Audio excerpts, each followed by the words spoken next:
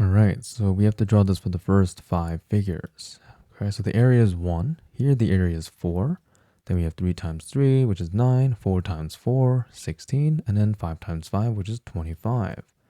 So if I were to graph this, right, here's 1, 1. At 2, we're going to be at 4. So 2, 3, 4.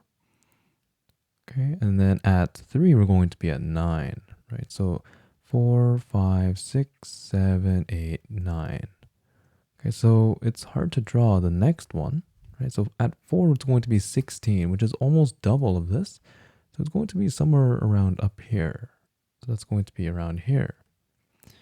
Okay, but right now, as you can see, the increase between each unit, right, from 1 to 2, from 2 to 3, this is increasing by 1, but this is not increasing by a constant number, right? We're increasing by 3, then 5, and here we're increasing by 7, right? So really, the best way to connect these dots is a slight curved line like so. Okay, and it's going to start curving. It's more of a curve than a straight line. Okay, and then this is what you'll be getting.